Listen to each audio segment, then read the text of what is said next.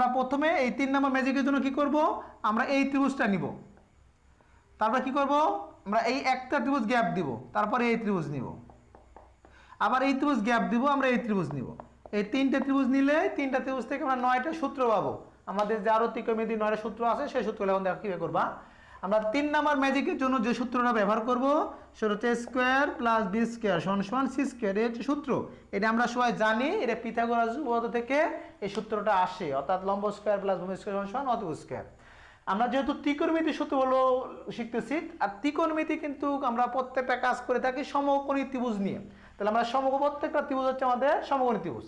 তাহলে দেখো আমরা যখন এইখান থেকে যে সূত্রগুলো বের করব তখন ঘড়ির কাঁটার দিকে চিন্তা করব। তাহলে ঘড়ি কাঁটা কোন দিক থেকে কোন দিক যায়, ঘড়ি কাঁটা বাম দিক থেকে ডান দিকে যায়। তাহলে প্রথম আমরা এই ত্রিভুজ নিয়ে কাজ করব।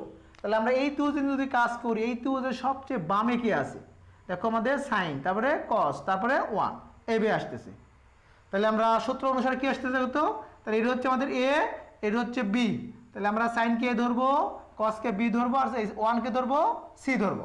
তাহলে দেখো তো কি আছে স্কোয়ার, তাহলে এ টাকার মান সাইনের মান, তাহলে সাইন স্কোয়ার থিটা দিলাম প্লাস বি টাকার মান কস থিটা, তাহলে উপরে স্কোয়ার আছে স্কোয়ার দিয়ে দেবো, তাহলে কস স্কোয়ার থিটা পেলাম।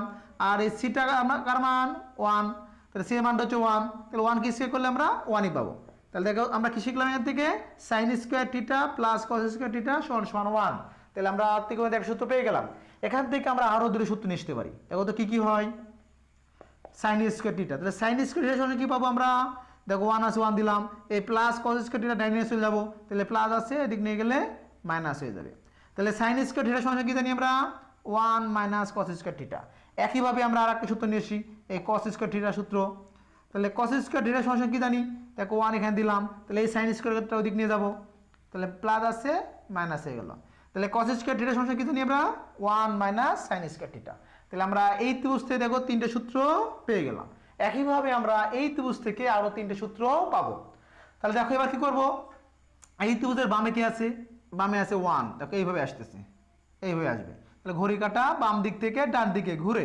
তাহলে এবার আমাদের এ হচ্ছে 1, আর এই কটকে ধরতেছি বি, আর এই কোসেককে ধরতেছি সি। তাহলে দেখো তো কি পাচ্ছি আমরা, আমাদের সূত্র হচ্ছে এ স্কোয়ার প্লাস বি স্কোয়ার সমান সি স্কোয়ার, এই তো সূত্র। তাহলে এর মান ধরছি 1, তাহলে 1কে যদি স্কোয়ার করি 1ই হয়ে যায়, প্লাস দিলাম। এরপর দেখো বি টাকার মান কট থিটার মান, তাহলে কট থিটাকে স্কোয়ার করে দিলাম, যেহেতু স্কোয়ার আছে স্কোয়ার